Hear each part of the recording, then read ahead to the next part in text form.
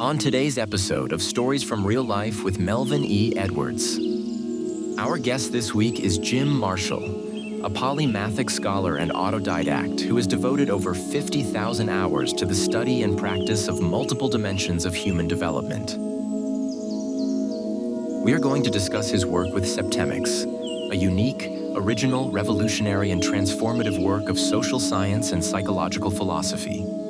This week's topic will be a lab for your mind.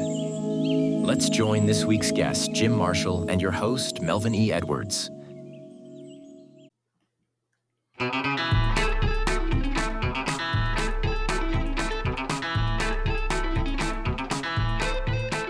You are listening to Stories from Real Life, a podcast by engaging storytellers for engaged story listeners. Here's your host, author and journalist, Melvin E. Edwards. Hello again, and welcome to this edition of Stories from Real Life. I'm your host, Melvin E. Edwards. Thank you for joining me on this week's storytelling journey. As you heard in the intro, our guest this week is Jim Marshall. Hello, Jim, and thank you for joining me on today's podcast. Hi, Mel. Good to see you. Good to see you. So on this episode, we're going to take a journey to the edge of human potential. This will be a blind journey for me because I'm very new to this concept. So Jim Marshall is the author of Septemics, which he calls, quote, a unique, original, revolutionary, and transformative work of social science and psychological philosophy. I've always been interested in philosophy and psychology, but I've never considered them as a singular concept, so this will be fascinating for me too. So was Septemics something you created or Yes. something that you discovered that already existed in some other form? Well, let me put it to you this way. I am the discoverer of hitherto unknown natural phenomena, which greatly aid in the understanding of people, from which I created a revolutionary philosophic system called Septemics and published it into the book Septemics Hierarchies of Human Phenomena Okay. And when was that book published? 4 years ago. Okay. So you've said that that book is more of a textbook than a coffee table book. So for Absolutely. those who are casually curious, can you tell us what Septemics is in Sure. easy to understand terms? Sure. Septemics is a philosophical science based on the fact that many phenomena related to humans occur in a sequence of 7 levels. Literally, the word septemics means of or pertaining to 7. Septemics comprises a collection of scales or sequences, each of which breaks down various human phenomena into a hierarchy of 7 steps. There are 35 such scales, each of which is unique, and together they span the spectrum of human experience, by which I mean any problem, dilemma, situation, difficulty, etc., that any person has that has anything to do with people can successfully be analyzed by one or more of these scales, usually more than one. Okay. I'll be asking for a little more detail as we go through this conversation. Right. So would you consider this more of an art or a science? Well, it depends on what you mean by it. Certainly, there was an artistic element in writing the book, because writing is an art. But as I said, it's a philosophical science. So it is equally philosophy and science. This is an entirely new subject. This subject did not exist before I found it. So the book is a textbook on a new subject. And it is a subject that will dramatically improve your life if you take advantage of it. All right. Have you approached any professors about teaching this as a college course? No. In general, what I knew before I published the book, having gone to school for 28 years, is that academics are insular. They each lives in his own box. And each of these people has spent his lifetime developing a skill set for that box. So if you come to them and say, I have something outside your box, they say, take a hike. In general, people don't want to get out of their boxes. But when you're talking about the academic community, this is even stronger because there's a lot of ego involved in it and they're very busy. Like if you take a guy who has, let's say, a doctorate in psychology, okay? Uh, he knows an awful lot about psychology. That's what he wants to talk about. That's what he wants to teach. And if you say, well, I have this new thing, they say goodbye. So if you look on my website, you'll see there's reviews. One of the reviews is by an actual top clinical psychologist. Guy holds a master's degree in psychology. It's been around for decades. Read the book, loved it, wrote a review. And he said to me, there's this group near you, and you should go to their yearly conference as a presenter. I said, all right. I was not optimistic about this. So I jumped through all the hoops. I, filled out their form and everything. They wouldn't take me because I'm not in their box.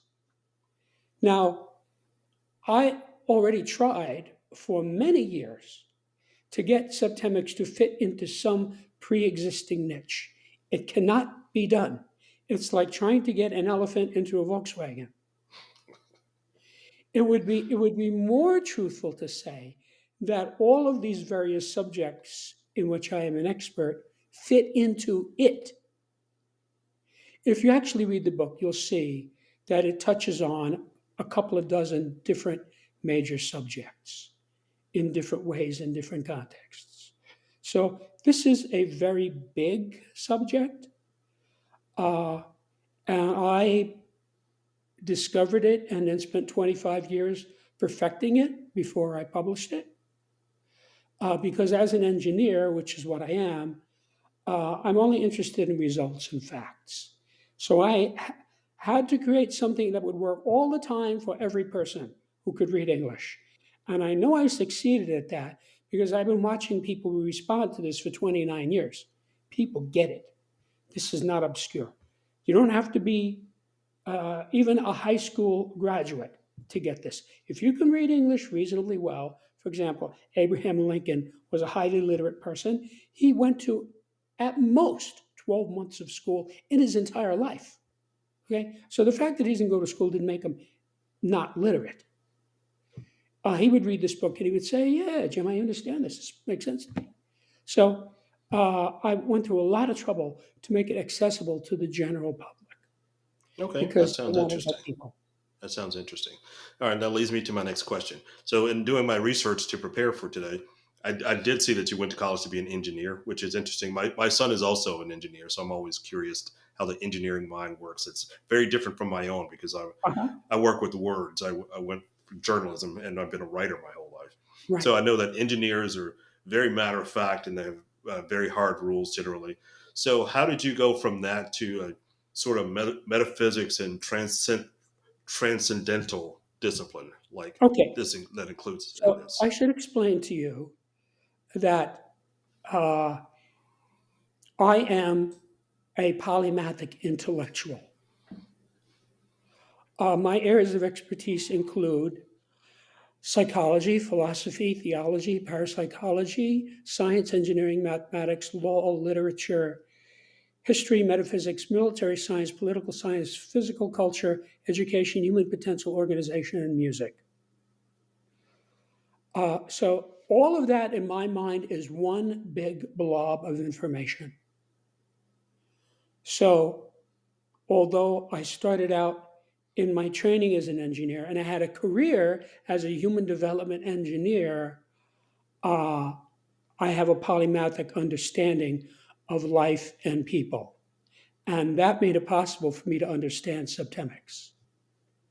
Okay, so how is Septemics beneficial to the average Okay. person? Okay. I wrote this book to help people. I've had a lifetime of helping people.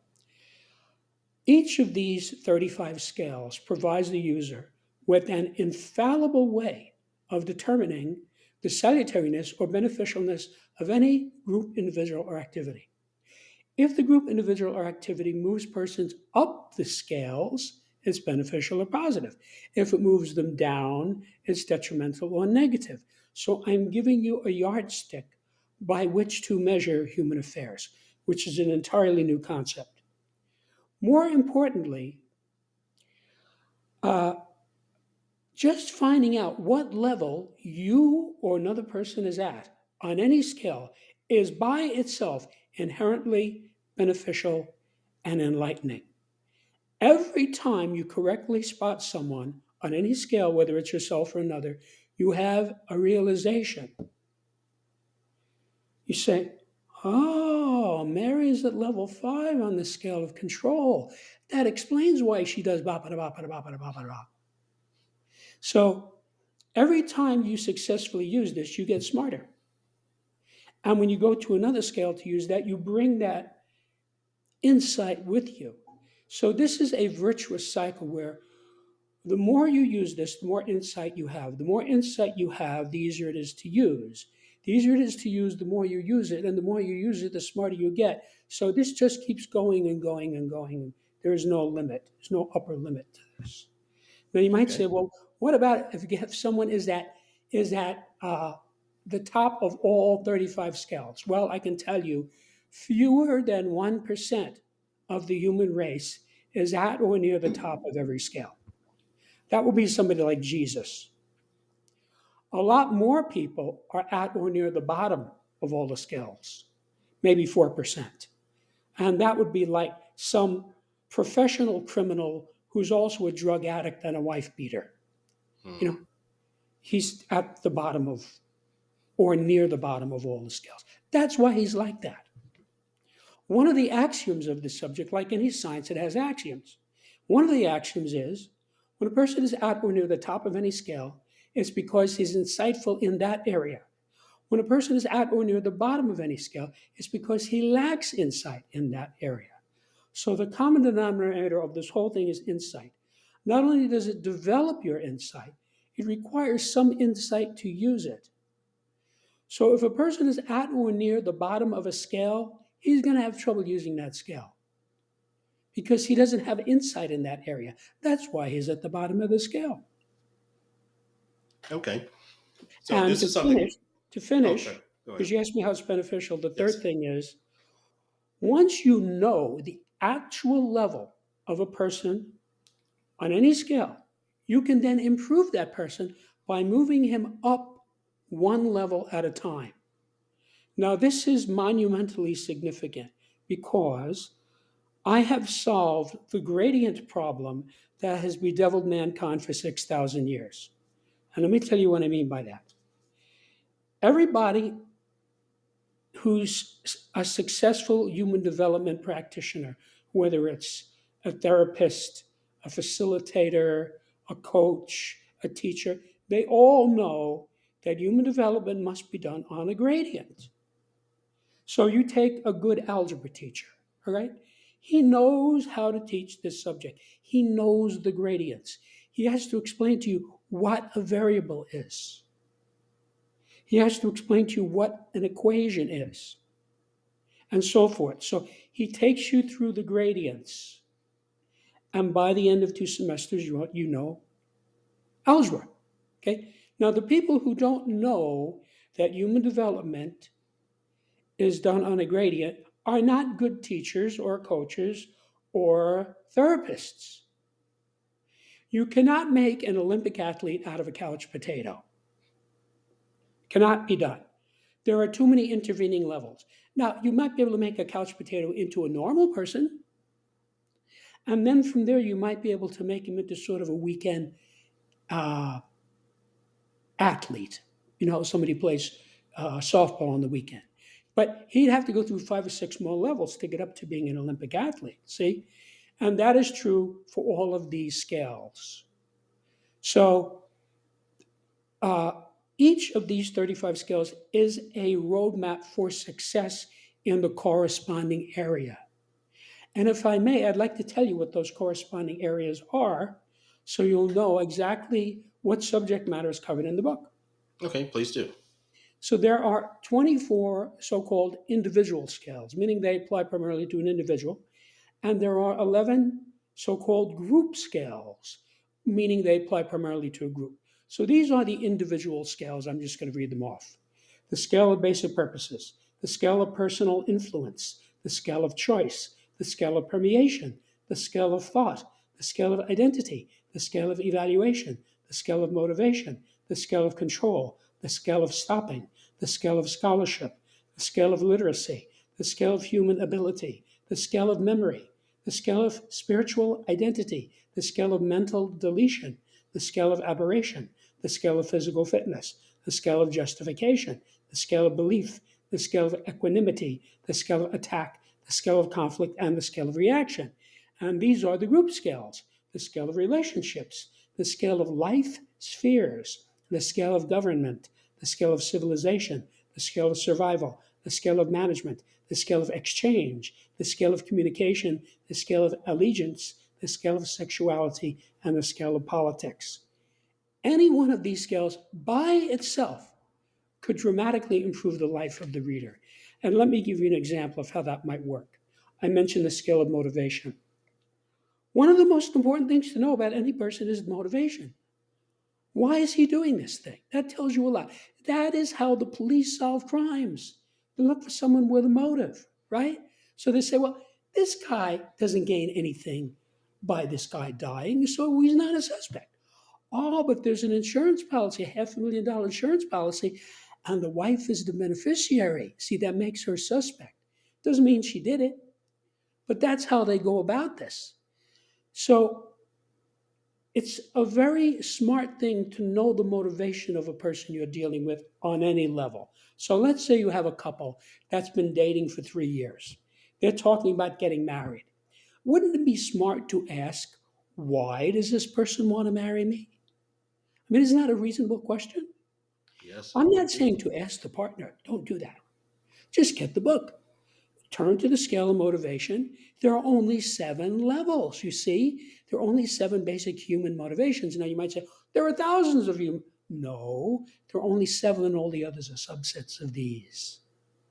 So the guy knows what his girlfriend is like, and then he reads the book and says, oh, I can see. She wants to marry me because she loves me. That's level 1, the highest motivation of all, which is love. But maybe that doesn't happen. Maybe after he does this analysis, he says, now that I think about it, I think she wants to marry me because I drive a Maserati, I fly my own Learjet, I have a 60-foot yacht, I live in a $15 million condo, and I have $10 million in the bank. See, that's a different motivation. I'm not saying it's good or bad, but it's different. Now, this could go a couple of ways. He might say, well, okay, yeah, lots of people want to marry me because I'm rich, but I really love this woman. She's everything I want, so I'm going to marry her anyway. See, could go that way, but it might not go that way. He might say, wait a minute, this woman is a gold digger. I don't want to marry a gold digger. I want to marry somebody who loves me for myself. And he might say, bye, we're done. Now, in that latter category, you might think he would be upset about that, and you would be wrong. He will not be upset. He will be relieved. He will say, Mel, thank you for showing me this. I dodged a bullet. I got out of this before I got it. She got into me for $15,000 a month alimony. See? He's going to be relieved, and he's going to be wiser the next time he goes shopping for a wife. He's going to look into that. Does this woman really love me, or is she after me because I can buy her a mink coat? See? So that can go a couple of ways. Now, you ever think about how many older, ugly, out of shape guys have beautiful young wives? Did you ever notice that? Sometimes I see this couple and say, how can this be? This guy he's 50 pounds overweight. He's gray. He looks like he never worked out in his life.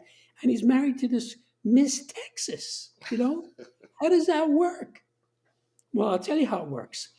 Miss Texas gets a mink coat, a diamond ring, a pearl necklace, a Corvette, and a credit card. The guy gets a 23-year-old beauty queen for a wife, so they're happy. See, for them it works. So this is very personal. There's no one size fits all. It's just, what is the truth of this? You see? So she comes to him, she says, honey, I want to go to Vegas for the weekend. He says, okay, here's $5,000, have a good time. She has a good time, she comes back, and he gets rewarded. So it works, you see? Now, some people don't want that. I mean, there are people who hide their money in order to prevent people from marrying them for their money. Okay? So this is all about motivation, isn't it? So that's really important. Now, let's say you own a car dealership and you need a new salesman. So you're talking to this guy, you're interviewing him, and it comes out in his rhetoric that he is a money motivated person. That's what's important to him. Money, money, money. Hire the guy. That's what you want. He gets a commission for every car he sells, so he's going to be in there hammer and tongs trying to sell these cars for you. Okay? So that is the motivation to hire this guy, that he's money motivated. You see? That might be the same guy who said, I don't want to go out with this woman because she's a gold digger. You see? It's the context.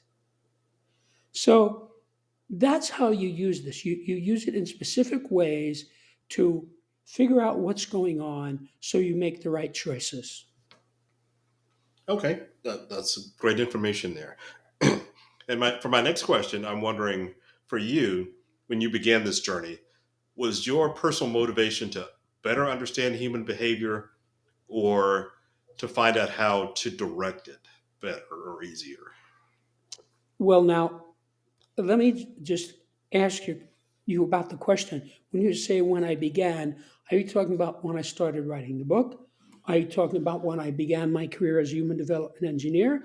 Are you talking about when I was a little kid in school? I mean, how far back? Whenever you started to formulate the idea of Septemics. Okay, so let me explain how this came about. At the age 16, I was accepted into engineering school. And of course, I thought at that time I was going to be engineering physical things like airfoils, motors, and gears, and things like that, like all the other engineering students. But by the time I had my bachelor's degree, it was clear to me that I wanted to engineer the human psyche because it is the area of greatest unknown, of greatest mystery. And more importantly, it is the area in which we as a race are failing miserably. 95% of the problems in industrialized society are because people don't understand people, don't understand the husband, don't understand the wife, don't understand the boss, don't understand the partner, et cetera, et cetera, et cetera. This is a big thing, right? So I had a long career as a human development engineer using an engineering approach, engineering tactics, engineering devices, engineering knowledge to help my clients to attain higher levels of wisdom, responsibility, ethics, insight, et cetera, depending on the person. Now, all of my clients improved as a result of our interaction. But I started to notice incidentally that I could predict the outcome of the session. Now, I never told that to anyone, but I made notes. And as the decades rolled by, it became clear to me that the client would be at a specific level on a specific scale that I had previously observed. And as a result of our interaction, he would go to the next level up. Now, this happened thousands and thousands of times. Sometimes it would happen 6 or 8 or 10 times in the same session. Now, every time this occurred, it verified my hypothesis. Because you have to realize the clients didn't know anything about what I was doing, what I was writing down, what I was recording, how I was doing it. They had no idea. All the client knew is the guy had something he wanted to handle. Like, guy comes to me and says, Jim, I have this drinking problem. Can you help me? I say, sure, right? So now we're working on it, right?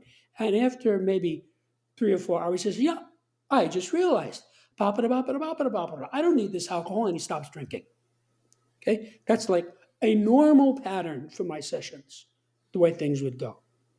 So he had no idea how I was analyzing this, what the biofeedback was showing me, etc. He had no idea. And I just kept writing it down. Now, by 1995, I had about 32 scales that I had simply observed. There's no theory of septemics. This is all based on direct empirical observation, which I recorded. So, at that time, I was pondering a difficult client, and I realized that this client was at a level on one of these scales that I had not previously observed. This was a 6 level scale that by then I absolutely knew was correct. But then I realized, there's a 7th level. Now, as soon as I saw what this level was, it was obvious to me where to insert it into the scale. That was not a question. And as soon as I inserted the 7th level into the 6th level scale, it then manifested mathematically, meaning all of these data jumped out at me. And this scale went from being a line, which is what a scale is, to a plane, meaning a whole body of data instantaneously. Poof, just like that. So now I had this whole body of data interlocking with the scale that had all of these mathematical aspects to it. Now, when you read the book, it's not like studying mathematics. It's much more like putting on your eyeglasses and looking in the mirror, right? Like, obviously, I wear glasses. If I want to get a good shave, I need to use my glasses. If I don't use my glasses when I shave, I'm going to miss spots. So every one of these 35 scales is like a lens that you can hold up to the mirror and see yourself more clearly. Or you can hold up to your wife or your husband or your boss and see them more clearly. So let me give you an analogy as to how this works. Let's say, Mel, you find out that I'm into gardening and you invite me to your house to look at your garden. I say, great, I love flowers. So I show up at your house, right? And I go into your garden and I say, oh, Mel has hydrangeas, irises, tulips, roses, peonies, chrysanthemums. Now, obviously, I'm analyzing this, right? And the reason I can analyze it is I know a lot about flowers. Now, if you bring some average 5-year-old kid into that garden, he's going to see and smell exactly the same thing as I. But all he can say is, these are pretty and they smell nice. That's all he knows. He doesn't know the difference between a chrysanthemum and a hydrangea. He doesn't even know the words. Now, most adults are like that kid about people. They don't know what they're looking at. And that is why more than 50% of the adults in the United States are not married. And of the ones who are married, more than 50% of them get divorced. Obviously, they're not able to analyze this situation. So look, when I was a young man, this data didn't exist. I hadn't discovered it yet. So I made the same stupid mistakes that everybody else makes. So I got involved with people I never should have got involved with, and it was a train wreck. And, later I regretted it, But now, for me, that does not happen, cannot happen, will not happen, because I know this material. So for me, using this material is as difficult as drinking a glass of water. It takes a little bit of focus, a little bit of attention, little bit of balance, to drink a glass of water. It's not, you can't do it if you're asleep, So that's how hard this is for me because I know the material. Now, I have to tell you, people get this. And the reason they get it is it's natural law. So, like, can you remember the first time you saw the Pythagorean theorem? Right? You might have been, what, 12? It's been a Right? while. Right? And you look, this makes sense to me. Right triangle If this side is 4 and this side is 3, this one has to be 5. See? And you've got it for the rest of your life. You can always use it.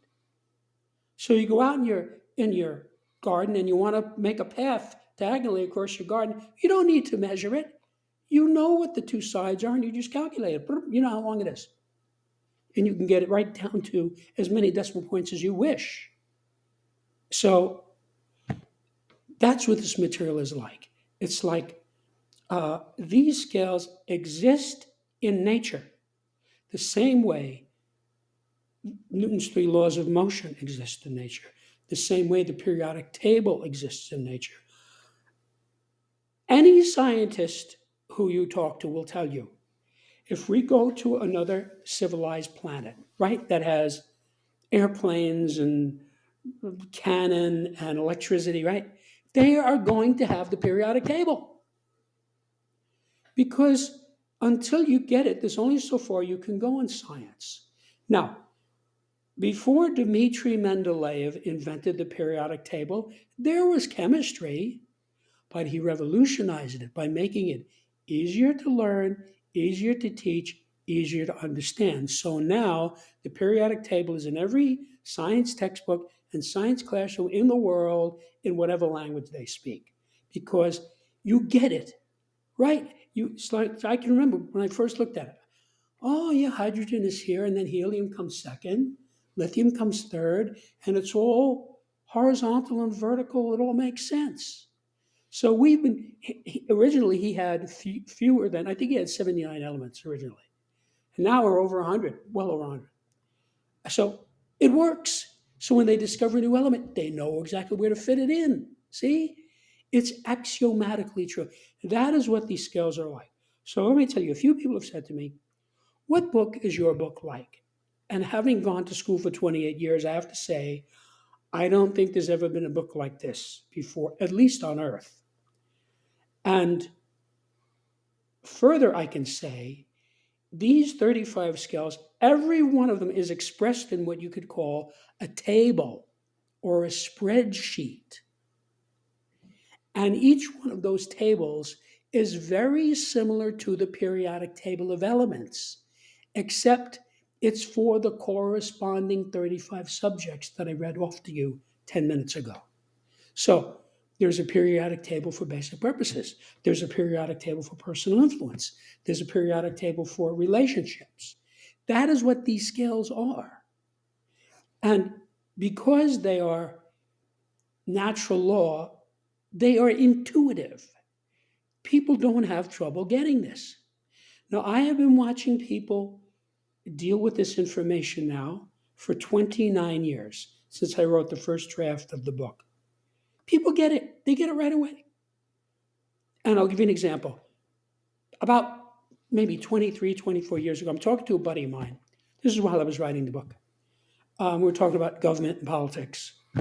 And I had already devised the scale of government by then. So I said, wait a minute, let me show you something. And I pull out the scale of government and I hand it to him. I did not say anything. I just handed it to him. So he took it. He didn't even know I was writing a book. He took it and he looked at it. And in about a second, he pointed. And he said, there. He found his level on that scale without my even suggesting that that's what it was for. That's how easy this is to use. So many readers, this happens all the time. A guy's reading a certain scale, let's say the scale of control, right? He's just studying it, reading it. And he gets down to level 5 and he says, wait a minute, this is my mother-in-law. This is exactly how she behaves. Now look, I don't know this guy's mother-in-law. I probably don't even know the reader, right? There are people all over the world reading this book. I'm never going to meet them. So how did I get that so exact? I got it so exact the same way the Pythagorean theorem gets it exact. If you have a right triangle, you want to know the hypotenuse, it doesn't matter what dimensions we're talking about. It could be 1,000,000 miles against 3,000,000 miles. You can calculate it, okay? It's always true. And that's what these scales are like. It's intuitive. People get it. So when I show these scales to people, they look at it and they say, oh, yeah, I see this. This makes sense. So I already know this book is for anyone who can read English reasonably well and wants to improve himself or others. Now, you might think, as some do, that everyone wants to improve himself or others. And I'm sorry to tell you that's not true. There are many people who have no interest in improving themselves or others. This would include psychopaths, sociopaths, narcissists, professional criminals, corrupt politicians, war criminals, serial murderers, insane people, ignoramuses. There's all kinds of people who are not up to, either morally or intellectually, the idea of improving oneself or improving others. It's just not in their domain. So they would never read this book. If they did read it for some reason, they wouldn't understand it. And even if they did understand it, they wouldn't use it because it's contrary to their way of life. Because this is about making you more ethical, more responsible, more insightful, wiser. All of the virtues that we all agree people should have are furthered by this book, which is why I went through the trouble of writing it to help people to pursue that. So, a guy comes to this book, he finds a certain level, he says, "Oh, that explains why I did bop it bop it bop it bop. I'm going to move myself up to the next level," which you can do. So, when he gets up to the next level, he's going to be smarter, wiser, more responsible, uh, have more control over his life, et cetera, depending on the context. Okay, so what is the correlation between human phenomena and natural phenomena? Well, human phenomena is a part of natural phenomena. I mean, there are all kinds of phenomena, right? For example, astrophysicists, they study celestial bodies, okay? That's natural phenomena. And then you have bacteriologists, they study bacteria.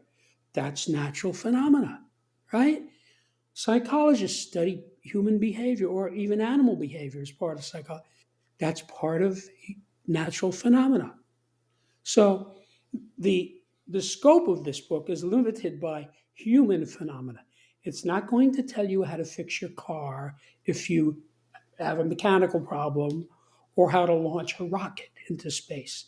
Those subjects, that's auto mechanics and rocket engineering, okay? That's different. This is about people. Now, here's the thing, everybody deals with people. Who doesn't? Even if you have a guy who has a hot dog stand, he has no employees, right? He goes in New York City, he goes down on 57th Street every day on the corner, sells hot dogs. That's his living. You can say, well, how's this going to help him? Wait a minute. He's got to deal with all of his suppliers. He's got to deal with all of his customers. He's got to deal with the government who gives him permits. This is all people. So in contemporary society, we're not, for the most part, dying from yellow fever and typhoid anymore. We're not starving to death. We're not being eaten by bears. You see, in developed society now and industrialized, there's all kinds of welfare programs. There's access to food. There's access to health care. Okay, so the big problem is people don't understand people, and that is why we routinely elect idiots and criminals to run our governments because we don't understand them. So, look, I know the basic purpose of every president of the United States, going back as far as Franklin Delano Roosevelt, and many of the presidents previous to him that I studied, such as Washington and Lincoln and Jefferson. This is not an opinion. It's as clear as knowing the difference between a tulip and a rose. Now, somebody who doesn't know anything about botany can say, well, how can you tell the difference between a tulip and a rose? Well, I don't know about you, but I don't have any trouble telling you the difference between. Every tulip in the world is unique, and every rose in the world is unique, but I can always tell the difference, and I'm sure you can too. That's just done now with people. So you can look at a person and you say, oh, Yeah, he's at the top of this scale. Oh, wait a minute, he's at the bottom of that scale. Most of us are high on some scales and low on others. That is the norm. Okay, I just have a couple more questions left to wind down this conversation. Okay. And so with this one, this is a religious based question. So Okay. if you're a Christian or a devout adherent of another religion, does Septemics conflict or contradict those religions in any type of way, as far as you know? Absolutely not. It's a philosophical science. Does biology conflict with Christianity? Does physics conflict with Judaism? Does chemistry conflict with Jainism? No, it's another thing. So it doesn't matter what religion you belong to, or even if you belong to no religion, it's irrelevant. And further, I can tell you that I know that this subject works for people across the spectrum. In other words, regardless of gender, race, ethnicity, history, social status, religion, culture, economics, educational background, et cetera, it applies to everyone. Now, as I said earlier, it's not going to make any sense or be of any use to people who are not interested in improving themselves or others. I mean, if you get some guy who's in organized crime, he's not there to help you. He wants to clean out your bank account and steal your wife, right? That's his motivation. So you should give him this book. He's going to say, "Is this going to help me make more money?" Well, I don't know. Get out of here, take guy, right? Then they're not interested in self improvement. But I've actually calculated that approximately 50% of the human race is interested in either improving oneself or improving others or both. Okay, and as a final question today, how can people get a copy of your book, or do you have any lectures or lessons online that people can educate themselves on Septemics? Okay, there's several different questions there. Let me see if I can remember them all. It's very easy to find the book. If you go to a search engine and just type in Septemics, Septmics, you'll get hundreds of responses, including all the people selling the book. But I can tell you can get it at Amazon, Barnes and Nobles, anywhere the books are sold. So it's easy to get. But in particular, I want to invite your listeners to my website, which is septemics.com, where you can see what many readers have said about it, what many journalists have written about it, what the reviews are. You can read sections of the book itself, and if you wish, you can listen to a pre-recorded introduction to Septemics, which explains it to a new person in 15 minutes.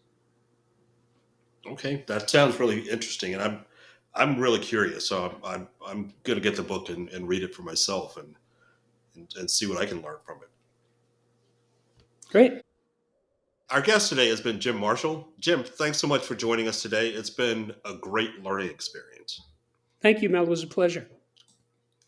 So that's it for this week's episode of Stories from Real Life. Join us again next time for another great storytelling journey. Until then, don't forget to shine your light wherever you go. That was Stories from Real Life. Join us again next week for another great storytelling journey. See you next time.